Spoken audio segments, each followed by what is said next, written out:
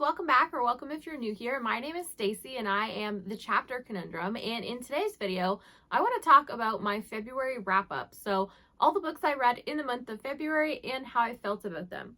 And for the month of February, I didn't do a whole ton of reading, so we only have 5 books to talk about today. And one of those I actually even finished in the beginning of March, but I did do a good chunk of it in February. And since my March wrap-up is looking like it's going to be heavier, I decided, what the heck, I'm going to stick this in my February wrap-up. So a big part of the reason I didn't do a ton of reading in the month of February is that I was preparing for Battle of the Bands 5, Captain's Choice. I managed to get all of the administrative preparation and just the graphics and all of that kind of good stuff out of the way. And so that significantly ate into my reading time last month. And if you don't know what I'm talking about, definitely make sure you go check out the announcement video for that over on my husband's channel, The Bookish Drummer.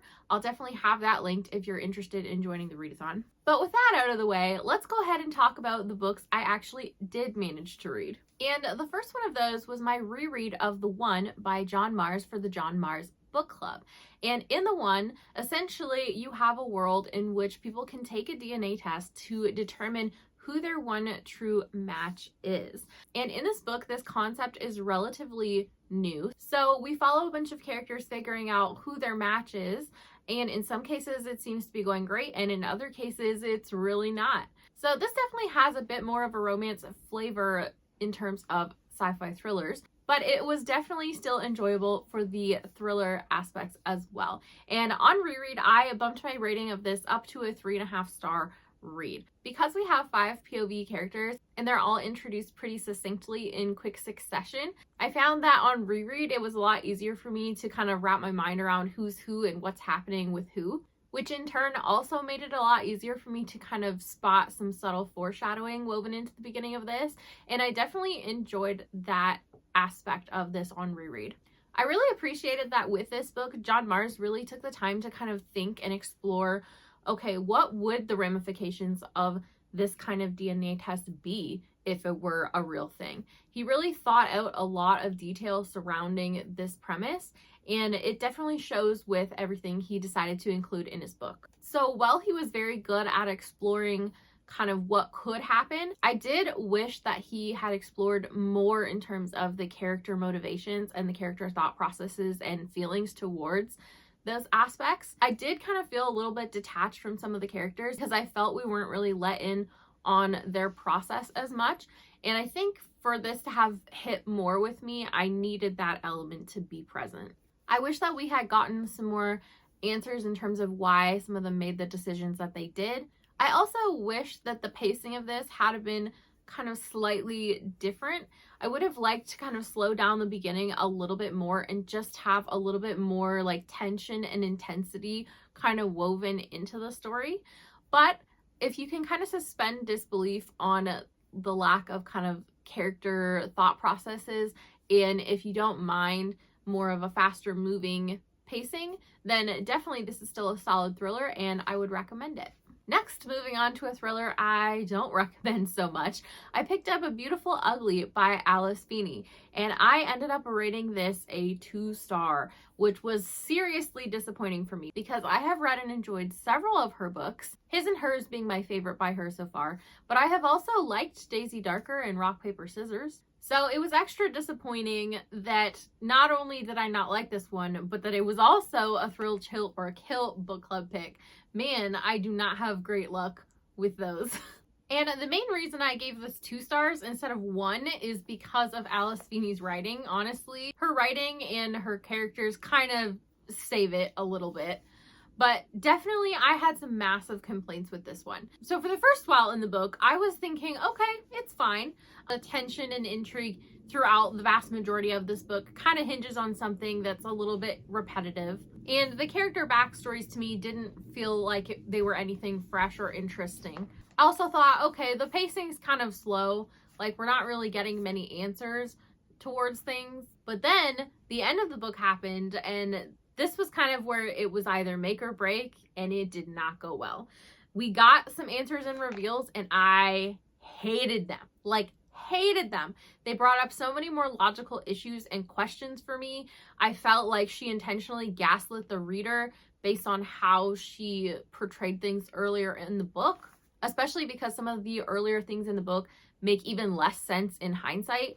All in all, I just kind of felt like some aspects of this book ended up feeling completely ridiculous, and it was just really frustrating. If you want more of my detailed kind of spoilery thoughts, you can definitely go into the Book Astronomer Discord and look at all of the comments I left in spoiler tags in the channel for the book. But yeah, overall, definitely a frustration, and probably don't really recommend it, sadly. I will say though, if you did read it or you do own it, there is kind of a fun Easter egg in the book with the first word of the first, I think, 14 chapters. You'll know if you've read it. So if you are going to pick it up, or if you have read it, definitely make sure you don't miss out on that. Next up, I finally gave into the hype and picked up Fourth Wing by Rebecca Yarros. And I liked this one. I gave it a 4-star rating. So overall, I thought that this was a pretty interesting story. It definitely kept me entertained and invested throughout the story. I thought it had really good pacing, some interesting tension. I loved the animal companions that we got here with the dragons, and I enjoyed exploring kind of a bit more lore surrounding them that we got in bits and pieces throughout the book. I thought that there was a lot introduced here in terms of plot details that you could have theories on and wonder about, so I enjoyed kind of the ride for that reason. But I did think that some aspects of this, when we kind of got some things mentioned or some answers, they could have used a lot more kind of context or explanation. I think I kind of needed a bit more of those things in order to really love this as much as a lot of people do. I also thought that the action sequences were kind of iffy. So some I really liked and some I thought had great tension and really great writing. And then kind of the one near the end felt pretty rushed for me, and I wished we had taken a little bit more time to kind of slow down and explore a few more aspects of that. Overall, I liked most of the characters, and yeah, had a solid time with this one. So we'll be continuing this series for sure. And yeah, 4 stars. Next up, my library loan of The Third Gilmore Girl by Kelly Bishop came in, and I decided I was going to give that a whirl. So I am somebody who is definitely a fan of Gilmore Girls. I have watched, I think, every episode at least twice. And so when I saw that Kelly Bishop had put this book out, I was definitely curious to give it a try. And I thought that there were some strengths to this one and kind of some weaknesses. So I ended up giving this a 3.5-star rating. Reading this kind of felt like I was almost reading a bit of a rundown of her professional life with kind of like the major life events that she had going on surrounding that career. I kind of felt like she was a bit emotionally detached from the narrative at times. Like, we got a lot of this is what happened, but we didn't really get a ton of like, this was how I felt about it, or this is what I struggled with. I mean, we got kind of some like broad overview, like I experienced this, but we didn't really go into the nitty gritty of like, I found this hard because I was considering this or that, or whatever the case may be. So I definitely thought that my interest on this one sort of wavered at times. There were elements to her professional career that I was more interested in than others. Like, I was definitely very interested in hearing her talk about her experience with Dirty Dancing and Gilmore Girls, but I was kind of less so invested in her talking about Chorus Line and kind of her earlier career, which took up at least half of the book. And so I think in order for me to kind of be a little bit more invested and enjoy that aspect, I just needed a bit more of a personal kind of narrative from her. But overall, I definitely still enjoyed this, and I especially liked reading the parts that I thought I would about Dirty Dancing and Gilmore Girls.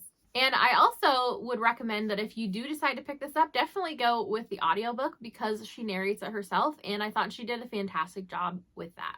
And then lastly, I finally got around to my reread of City of Brass, and I am excited to continue this series and kind of see where things go from here. So on reread, I bumped my rating up slightly to a 4.25 star. I did notice that I caught on to a bit more detail, which led to a bit more intrigue for me. And I think a big part of that is just me being a bit more of a seasoned fantasy reader at this point versus when I first picked this up. I think in order for me to love this though, I just had to connect to both POV characters' stories a little bit more. For me, I definitely preferred Alizade's POV a lot more than Nari. And I don't know if that's a popular opinion or a hot take. You guys can let me know that down below in the comments maybe. But I guess I just kind of felt like the strongest elements of this story for me were the political intrigue and the political landscape. And definitely you're getting a lot more of that kind of information and material through Alizade's POV. I also just really enjoyed his character a lot more. He's kind of like this lovable klutz in a way, like not necessarily in terms of like physical skills, more in terms of like how he handles situations and how he maybe says the wrong thing or does the wrong thing, and how he's not necessarily the most like emotionally intelligent, but he has good intentions. And so I just found reading his character with those kind of qualities a bit endearing and also entertaining. I think the other thing that kind of kept my rating a little bit lower is that while we got some really interesting and amazing world building, I didn't necessarily feel like a lot of that world building was utilized in the plot of this. And so I kind of wish that we had have explored some of that a little bit more in depth. I'm really hoping that we get to in the sequels, but I'm a little bit questioning why some of the information was given so upfront if it's not going to be relevant until the sequels kind of thing. So yeah, we'll see how I feel about that. And hopefully by reading this series kind of close together, I'll still be able to pick up on that kind of stuff. I think that was just kind of one element that played into the writing feeling a little bit disjointed for me too. So the other kind of aspect to that is that we're alternating POVs between Nari and Alizade throughout the book, but because we're kind of like strictly alternating, there's kind of like some time jump stuff. Like you can read something through one perspective and then jump ahead to the next character, but then you're kind of like going back in time slightly to get their perspective on something. And so I just wish that this kind of had been edited to be a little bit more chronological. I think that would have gone a long way for it to feel a little bit less disjointed for me. But definitely there are some things that I am strongly intrigued about and want answers on. And I did enjoy my time reading this for sure. So I am eager to pick up the sequels, and yeah, gave this a 4.25 star. So that was it for all the books I read in the month of February. It was a very short, sweet wrap up today. Let me know down below in the comments, have you guys read any of these? Did you have similar experiences or different experiences with any of these? Let me know if you thought I had any hot takes or if my takes were pretty popular. I don't know. And if you don't have anything really to say on that, let me know what your favorite book of February was. Thank you guys so much for watching. Don't forget to hit like and subscribe on your way out if you want to, and have a great day. Bye!